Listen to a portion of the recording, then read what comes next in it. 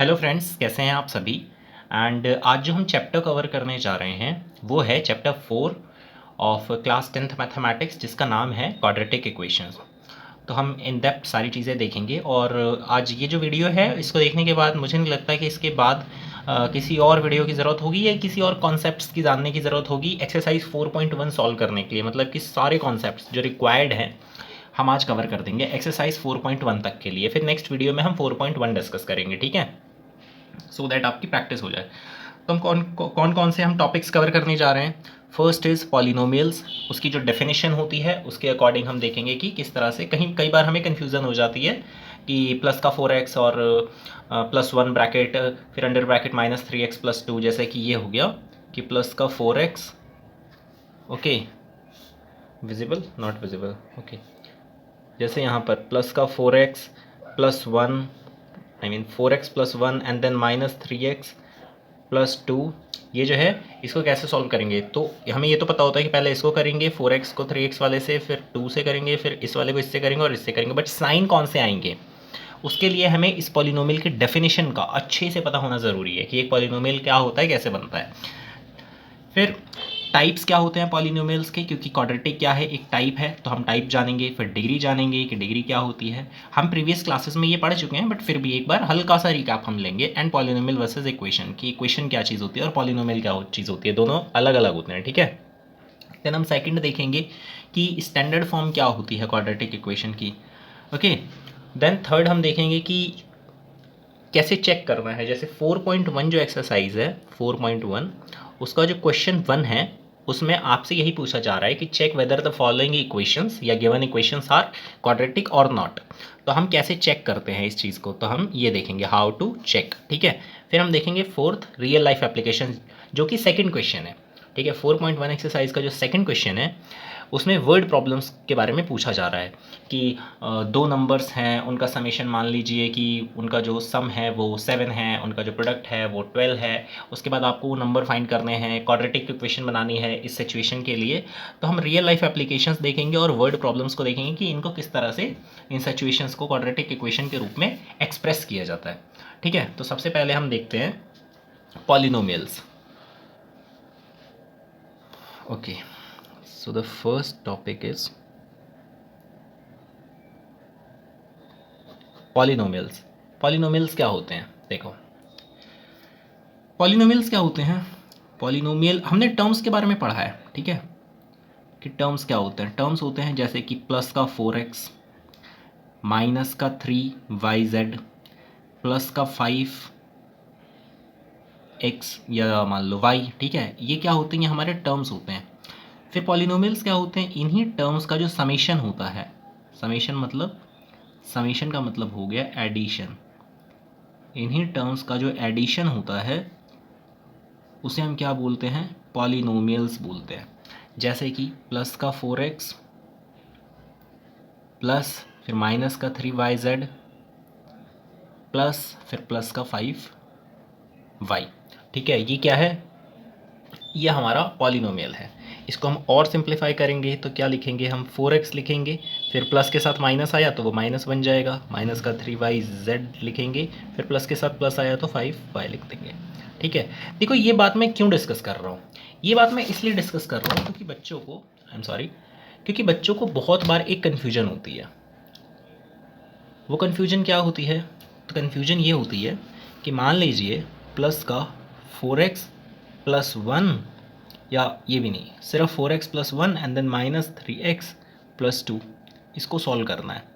तो हमें ये तो पता होता है कि प्लस का ये जो 4x है इसको सबसे पहले हम इस -3x से मल्टीप्लाई करेंगे, ठीक है। फिर इसको इस +2 के साथ मल्टीप्लाई करेंगे, ठीक है।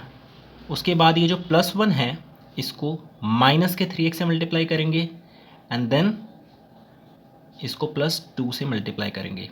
ये हमें पता होता है, ज़्यादातर बच्चों को ये पता होता है। बट कहाँ पर कन्फ्यूजन होती है, कन्फ्यूजन होती है साइन कौन से लेने हैं, मतलब कि साइन कौन से आएंगे, प्लस का आएगा या फिर माइनस का आएगा, और अगर वो आ रहा है तो क्यों आ रहा है। तो देखो इसको अगर हम सॉल्व करेंगे तो यहाँ पर हमें पता है कि यहाँ पर एक प्लस छुपा होता है हमेशा से, ठीक है। तो प्लस का 4x जो है, प्लस का जो 4x है उसको मल्टीप्लाई करेंगे माइनस के 3x से, एक टर्म निकला, ठीक है, ये एक टर्म आई, फिर दूसरी टर्म आएगी प्लस के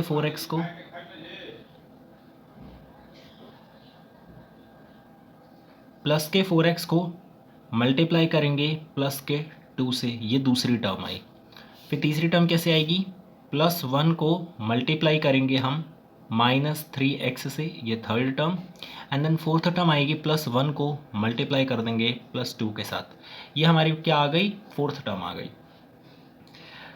अब इसको और आगे सॉल्व करेंगे तो -12x², फिर इसको और आगे सॉल्व करेंगे तो प्लस का 8x, फिर इसको और आगे सॉल्व करेंगे माइनस का 3x, और इसको और आगे सॉल्व करेंगे तो प्लस का 2।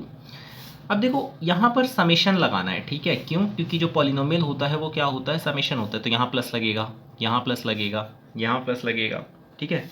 तो फाइनली क्या आ जाएगा, ये प्लस प्लस करके यहाँ पर आएगा -12x², फिर प्लस प्लस प्लस बना देगा 8x, प्लस माइनस माइनस बना देगा 3x, और प्लस प्लस प्लस का 2, ठीक है। तो क्या आपने ऑब्जर्व किया, आपने ये किया कि ये जो प्लस होता है ना, इसका कोई सिग्निफिकेंस नहीं है, नो सिग्निफिकेंस। क्यों, क्योंकि हमें पता चल रहा है कि टर्म जो है, टर्म, ये क्या है, टर्म, इस टर्म के साथ जो साइन आ रहा है वही यहाँ पर आएगा, ठीक है। इस टर्म के साथ जो साइन आ रहा है वही आएगा। ये माइनस है तो माइनस आ जाएगा, ये प्लस है तो प्लस आ जाएगा। क्यों, क्योंकि प्लस पे अगर प्लस आता है तो प्लस आ जाता है, प्लस पे अगर माइनस आ जाता है तो माइनस आ जाता है। तो अब आपको ये कन्फ्यूजन नहीं होनी चाहिए कि हम यहाँ पर जो कर रहे हैं वहाँ पर हमें सिर्फ क्या देखना है, साइन देखना है। यहाँ पर प्लस छुपा हुआ है, प्लस के 4x को -3x से किया तो -12x² आया, फिर प्लस का 4x जो है उसको प्लस के 2 से किया +8x आया, फिर +1 को -3x किया -3x आया, एंड +1 को +2 से किया +2 आ गया। तो इस तरह से हम डायरेक्ट ये चीज़ लिख सकते हैं। बट ये मिडल में क्या हो रहा होता है, मिडल स्टेप्स क्या होते हैं, वो होते हैं ये जो हम इग्नोर कर सकते हैं, बट हमें एक बार को पता होना चाहिए कि क्या होता है, क्या हो रहा होता है, ठीक है। पॉलिनोमियल में टर्म्स को हम जब सॉल्व कर रहे होते हैं तो फिर क्या होता है, अब आता है टाइप्स। अब देखो टाइप्स जो होता है 2 बेसिस पर डिसीजन, मतलब कई बेसिस पे हो सकता है, बट जैसे एक बुक में दिया तो नहीं है कि नंबर ऑफ वेरिएबल्स के बेसिस पर भी डिवीजन होता है, मतलब कि टाइप्स होते हैं किसके, पॉलिनोमियल्स के। जैसे एक होता है यूनी वेरिएट पॉलिनोमियल, ठीक है, बस नाम देख लो, जानने की ज़्यादा ज़रूरत नहीं है। एक होता है बाय वेरिएट होगा, फिर इसी तरह से ट्राई हो जाएगा, फिर इसी तरह से मल्टी हो जाएगा, इस तरह से। यूनिवेरिएट मतलब सिंगल वेरिएबल, ठीक है। मतलब कि इसका एग्जाम्पल क्या हो जाएगा, इसका एग्जाम्पल हो जाएगा जैसे कि 3x + 4x + 3x² + 4x + 2, ये क्या हो गया, यूनिवेरिएट हो गया। बाय वेरिएट के लिए मान लीजिए 3x² + 4y + 3xy, ये क्या हो गया, बाय हो गया। क्यों, क्योंकि यहाँ पर 2 वेरिएबल्स हो गए, ठीक है। इसी तरह से ट्राई में 3 हो जाते हैं, मल्टी में और ज़्यादा हो जाते हैं, 3 से भी ज़्यादा हो जाते हैं, बहुत सारे हो जाते हैं, ठीक है। बट इसको हमें ज़्यादा जानने की ज़रूरत नहीं है, हमें इस पर ध्यान देना है, हमें ध्यान देना है डिग्री के बेस पर जो डिवीजन होता है, मतलब कि डिग्री के बेस पे जो टाइप्स डिसाइड किए गए हैं पॉलिनोमियल्स के। तो डिग्री के बेस पर क्या होता है, डिग्री क्या होती है, डिग्री होती है हाईएस्ट पावर ऑफ वेरिएबल। और एक बात और ध्यान रहे कि हम जो अपने सिलेबस में पढ़ेंगे वो कौन से पढ़ेंगे, यूनिवेरिएट पढ़ेंगे, ठीक है। हम बाय वेरिएट या ट्राई वेरिएट ये सब नहीं पढ़ेंगे, हम सिंपल कौन सा पढ़ेंगे, यूनिवेरिएट। मतलब कि हमारे पास सिर्फ एक ही वेरिएबल होगा, और जो हमें स्टेटमेंट्स और जो वर्ड प्रॉब्लम सॉल्व करने हैं उसमें भी हमें सिर्फ एक ही वेरिएबल लेकर चलना है, ठीक है। तो डिग्री के बेस पर, तो जैसे मान लो कि वैसे हम ये बात जानते हैं कि जैसे फॉर एग्ज़ाम्पल एक है 3x² + 4x + 2 = मान लो ये एक वेरिएबल है, ये एक पॉलिनोमियल है। तो यहाँ पर हाईएस्ट पावर क्या है, x की 2 है, ठीक है। अगर यहाँ पर एक और कोई होता, मान लो कि 4x की पावर 4 होता, तो अब हाईएस्ट पावर क्या हो जाती, 4 हो जाती। ठीक है, तो इस बेस पर डिसीजन होगा, इस बेस पर पॉलिनोमियल्स के टाइप्स डिसाइड होंगे। ठीक है, तो अब देखो क्या होता है, अगर डिग्री 1 हुई, 1, तो हम उसको बोलते हैं लीनियर पॉलिनोमियल। ठीक है, लीनियर। दूसरा, अगर 2 हो गई डिग्री, मतलब ये क्या है, ये डिग्री है। ठीक है, अगर कोई पोलिनोमियल है उसमें पावर हाईएस्ट पावर 4 आ रही है, तो यहाँ पर जो नाम होगा वो उस टाइप की पॉलिनोमियल होगी। अगर 2 होगा तो क्या होता है, क्वाड्रेटिक होता है। 3 होता है तो क्यूबिक हो जाता है। इस तरह से आगे लाइन बढ़ती रहती है। ठीक है, तो हमें किस में देखना है, या हमें क्या पढ़ना है इस चैप्टर में, हमें पढ़ना है ये है हमारे सिलेबस में, या फिर हम कहेंगे टुडेज टॉपिक। ठीक है, टॉपिक कह लो, चैप्टर कह लो, कुछ भी कह लो, तो हमें क्या पढ़ना है, क्वाड्रेटिक पढ़ना है। अब हम देखते हैं और आगे, डिग्री देख लिया हमने, टाइप देख लिए, अब हमें नेक्स्ट देखना है पॉलिनोमियल वर्सेस इक्वेशन क्या होता है। ठीक है, सो पॉलिनोमियल वर्सेस इक्वेशन, तो पॉलिनोमियल वर्सेस इक्वेशन, देखो पॉलिनोमियल क्या होता है, 4x², मान लो हम एक क्वाड्रेटिक पॉलिनोमियल कंसिडर करते हैं, प्लस 5x प्लस 3, ये क्या है, ये एक पॉलिनोमियल है। अभी ये सिर्फ इतना लिखा हुआ है, ये क्या है, पॉलिनोमियल। ठीक है, बट अगर मैं इसके आगे इक्वालिटी लगा देता हूँ, इक्वालिटी लगाकर यहाँ पर कुछ और भी लिख देता हूँ, मतलब क्या, अब इसकी साइड्स बन गई, एक LHS और एक RHS। अब ये क्या हो गया, अब ये इक्वेशन बन गया। ठीक है, नाउ अब ये जो पूरा है ये क्या है, ये पॉलिनोमियल नहीं है, ये इक्वेशन है। हम आगे फ्यूचर में और देखेंगे, मतलब कि इसी चैप्टर में हम आगे चल के देखेंगे कि अगर यहाँ पर 0 होता है, 0, और हम x की वैल्यू फाइंड आउट करते हैं, मतलब कि वेरिएबल की वैल्यू निकालते हैं 0 से इक्वेट करके, तो फिर उसको हम क्या बोलते हैं, वो हम आगे टॉपिक्स में डिस्कस करेंगे। ठीक है, आज इन्फॉर्मेशन का ओवरलोड होना ज़रूरी नहीं है। ठीक है, तो अभी सिर्फ इतना ही जानो आप कि LHS और RHS दो साइड्स बन जाती है इक्वालिटी का साइन लगाने की वजह से, तब वो इक्वेशन बन जाता है। तो हम यहाँ तक देख चुके हैं। अब हम देखेंगे हमारा जो सेकंड टॉपिक है,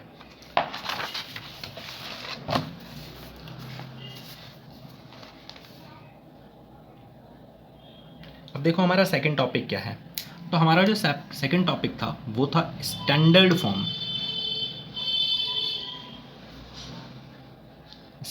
form of quadratic equation.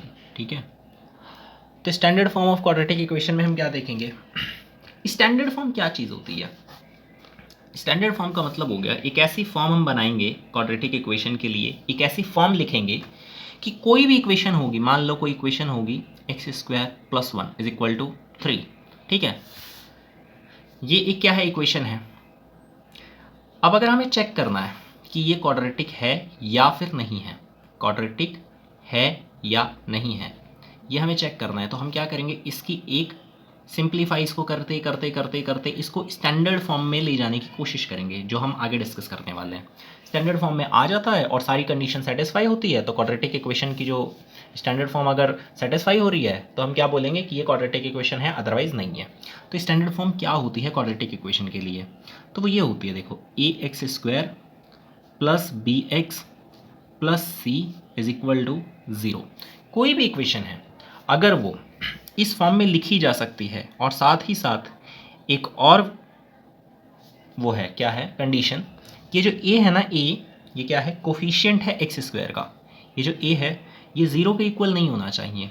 Otherwise क्या होगा, अदरवाइज तो किसी भी हम इक्वेशन को इस फॉर्म में लिख ही लेंगे। जैसे मान लो x + 1 = 2, अगर मुझे इसको इस फॉर्म में लिखना है तो मैं लिख ही लूँगा। उसमें क्या करना है, x + 1, ये प्लस का 2 है माइनस का 2, क्योंकि मुझे इधर 0 बनाना है, तो = 0 हो गया। देखो यहीं पे हम साथ में ये भी डिस्कस कर रहे हैं कि हाउ टू चेक, तो मैं यहाँ लिख ही देता हूँ। मतलब कि हमने जो सेकंड टॉपिक और थर्ड टॉपिक साथ में डिस्कस कर दिया। ठीक है, हाउ टू चेक, बिकॉज दोनों साथ में ही होंगे। ठीक है, तो ये क्या हो गया, x प्लस वन, एक प्लस वन में से एक माइनस टू कर दिया मतलब हमने, ठीक है, हमारे पास एक था, माइनस टू मतलब हमने दो दे दिया, तो हम पे एक उधार है, तो माइनस का वन आ जाएगा, ठीक है, इक्वल टू ज़ीरो। अभी क्या हो रहा है, ये इस फॉर्म में नहीं है, लेकिन इस फॉर्म में इसको कन्वर्ट किया जा सकता है। हम क्या करेंगे, एक्स स्क्वायर हमें एक लेना है, क्यों, क्योंकि इस चीज़ की हमें हाईएस्ट डिग्री क्या बनानी है, टू बनानी है। अगर हमें इसको क्वाड्रेटिक की तरफ, क्वाड्रेटिक के स्टैंडर्ड फॉर्म पे चेक करना है कि ये क्वाड्रेटिक है या नहीं, तो उसके लिए हमें एक्स स्क्वायर चाहिए। तो एक्स स्क्वायर आ जाएगा, बस इसके आगे एक ज़ीरो रख देना है, एक ज़ीरो रख देंगे तो एक्स स्क्वायर बन गया, प्लस ये वाला x हम रख देंगे और ये माइनस वन रख देंगे, इज इक्वल टू ज़ीरो। लो, बन गया स्टैंडर्ड फॉर्म। और अब आप कहोगे कि भाई ये जो हमारा था, ये जो चीज़ थी, ये तो क्वाड्रेटिक इक्वेशन है, बट ऐसा नहीं है। क्यों, क्योंकि अगली कंडीशन में बोला जा रहा है कि a ज़ीरो के बराबर नहीं होना चाहिए, बाकी चीज़ें ज़ीरो के बराबर हो, मतलब कि ये माइनस वन ना भी होता, मान लो इधर कुछ नहीं होता, माइनस वन नहीं होता, ये मान लो ज़ीरो होता, ठीक है, यहाँ पर ज़ीरो होता, मतलब कि c अगर ज़ीरो के बराबर हो जाता, ठीक है, या यहाँ पर भी ज़ीरो होता, यहाँ पर भी ज़ीरो होता, तब भी कोई इशू नहीं था, लेकिन यहाँ पर ज़ीरो नहीं होना चाहिए। अगर यहाँ पर भी ज़ीरो है, यहाँ पर एक्स स्क्वायर में ज़ीरो है, तो फिर क्या हो जाएगा, क्वाड्रेटिक इक्वेशन वो नहीं रहेगी। साथ ही साथ अगर डिग्री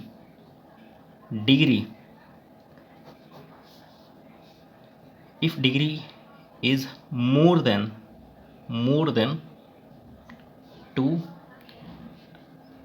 तो भी क्या होगा, क्वाड्रेटिक इक्वेशन नहीं रहेगी। जैसे कि मान लो एक्स क्यूब हो जाता है, प्लस थ्री एक्स स्क्वायर हो जाता है, plus two x plus one is equal to zero, ये इक्वेशन बन जाती है।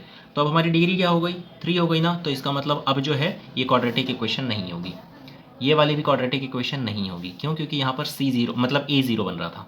ये वाली ज़रूर हो सकती है, ये वाली ज़रूर हो सकती है। क्यों, क्योंकि इसको देखो, इसमें क्या हो रहा है, इसमें ये हो रहा है कि एक्स का square plus one minus three is equal to zero, तो एक्स का स्क्वायर माइनस का two is equal to zero.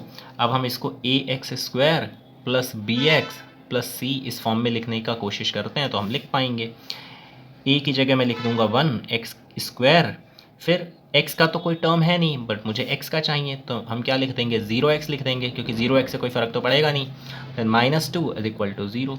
अब देखो क्या हो रहा है, ये ए की वैल्यू है, ये बी की वैल्यू है, और ये जो माइनस टू है ये सी की वैल्यू है।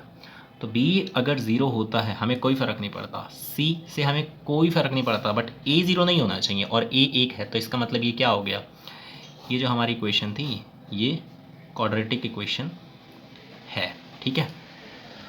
राइटिंग के लिए थोड़ा सा कॉम्प्रोमाइज़ कर लो, थोड़े दिन में और लिखूँगा तो ठीक हो जाएगी, ठीक है। उसके बाद हमें लास्ट फाइनल क्या देखना था, वर्ड प्रॉब्लम्स। वर्ड प्रॉब्लम्स को किस तरह से एक्सप्रेस किया जाता है, वर्ड प्रॉब्लम्स, या फिर हम ये भी बोल सकते हैं कि रियल लाइफ सिचुएशंस।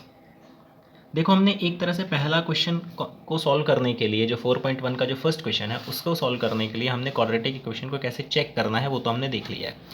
अब हमें क्या देखना है, अब हमें देखना है कि किस तरह से रियल लाइफ सिचुएशंस को क्वाड्रेटिक इक्वेशन में एक्सप्रेस करते हैं, क्वाड्रेटिक इक्वेशन में एक्सप्रेस करते हैं। तो मान लो आपसे कहा जाता है कि दो नंबर्स हैं, ठीक है, एक ये नंबर है और एक और नंबर है, और इन दोनों का जो सम है, इन दोनों का जो सम है, या मान लो डिफरेंस है, मान लो डिफरेंस है, डिफरेंस, इन दोनों का जो डिफरेंस है वो है वन, और इन दोनों का जो प्रोडक्ट है ये क्या है, डिफरेंस, ठीक है। और यही दो नंबर, इनमें जो दो फिलअप होंगे उनका जो प्रोडक्ट है,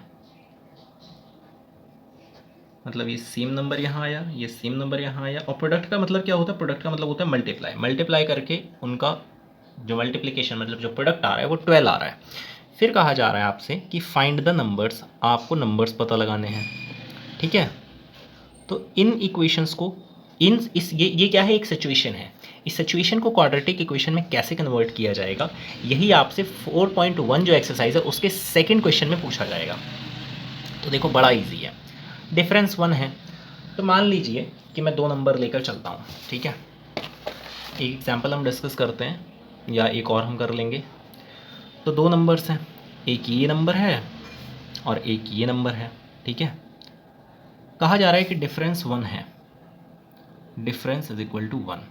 डिफरेंस अगर वन है इसका मतलब क्या है, मान लेते हैं, देखो ये ध्यान रखना कि यहाँ पर अभी मैं ए और बी मान रहा हूँ, इसका मतलब ये नहीं कि हम इसको दो वेरिएबल्स में लेकर चले जाएंगे, नहीं, हम क्या कर रहे हैं, सिर्फ वैल्यू फाइंड आउट कर रहे हैं।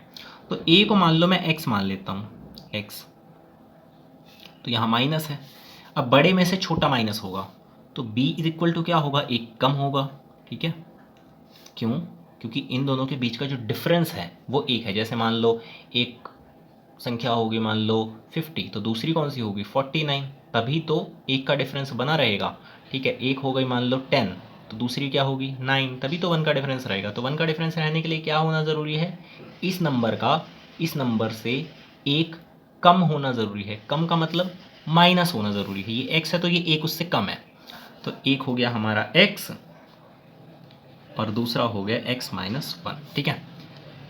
अब हम क्या करेंगे, हमें ये बोला गया कि इन दोनों नंबर्स का जो प्रोडक्ट है वो बराबर होगा 12 के, तो अब हम इसको सॉल्व कर लेंगे। x और दूसरा हमारा नंबर है x माइनस 1 और यहाँ पर मल्टीप्लाई है इज इक्वल टू है 12। इसको हम आगे सॉल्व करेंगे, तो x को x से मल्टीप्लाई करेंगे तो x स्क्वायर, और यही जो प्लस x है, देखो यहाँ पे भी प्लस छुपा हुआ है, प्लस x को माइनस 1 से मल्टीप्लाई करेंगे तो minus x is equal to 12, और x स्क्वायर माइनस x, ये जो 12 उधर प्लस का है इधर माइनस का हो जाएगा, माइनस 12 इज इक्वल टू 0। यही हमारी क्या हो गई, क्वाड्रेटिक इक्वेशन हो गई। अब ये हमने इस सिचुएशन के लिए क्वाड्रेटिक इक्वेशन डेवलप कर ली। इस क्वाड्रेटिक इक्वेशन को हम सॉल्व करेंगे तो हमें वो वैल्यू भी मिल जाएगी, ठीक है। अब एक और एग्जाम्पल देखते हैं, बहुत सिंपल एग्जाम्पल है, जैसे एक और एग्जाम्पल देख लेते हैं so that you will be crystal cleared, ठीक है, आपको क्रिस्टल क्लियर हो जाएगा। अनदर एग्जाम्पल, जैसे कि मान लो कि एक रेक्टेंगुलर प्लॉट है, ठीक है, रेक्टेंगुलर दिखाई दे रहा है ना आपको, रेक्टेंगुलर गार्डन है, मान लो प्लॉट छोड़ो, गार्डन है, ठीक है। कहा जा रहा है कि इसकी जो लेंथ है, ये क्या होती है, लेंथ होती है बड़ी वाली साइड, इसकी जो लेंथ है वो इसकी विड्थ की, कहा जा रहा है कि लेंथ इज 1 या मान लो 3, ऐसे लिखा होगा 3 more than it's twice of its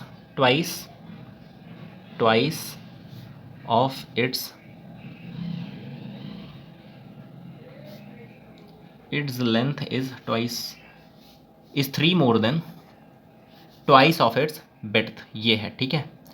तो ये width है, तो मान लो अब देखो दो वेरिएबल्स नहीं है यहाँ पर, जैसे यहाँ पर a और b था, ऐसा कुछ नहीं है, डरना नहीं है। आपको इनिशियली लगेगा कि लेंथ और विड्थ हमने दो मान लिए, फिर तो हम क्वाड्रेटिक इक्वेशन में बाय वेरिएट में चले जाएंगे, दो वेरिएबल्स में चले जाएंगे, नहीं, सिंपल है।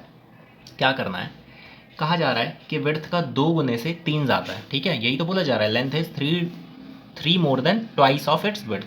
तो मान लो विड्थ को मैं x मान लेता हूँ, विड्थ को x मान लिया तो लेंथ कितना है, 3 ज़्यादा है, 3 ज़्यादा का मतलब 3 ज़्यादा होगा, यहाँ पर जो कुछ लिखा होगा उससे 3 ज़्यादा होगा, और यहाँ पर क्या है, कितने से 3 ज़्यादा है, ट्वाइस से 3 ज़्यादा है, मोर देन ट्वाइस मतलब 2 टाइम्स ऑफ क्या, विड्थ मतलब x, क्योंकि विड्थ को मैंने x माना है।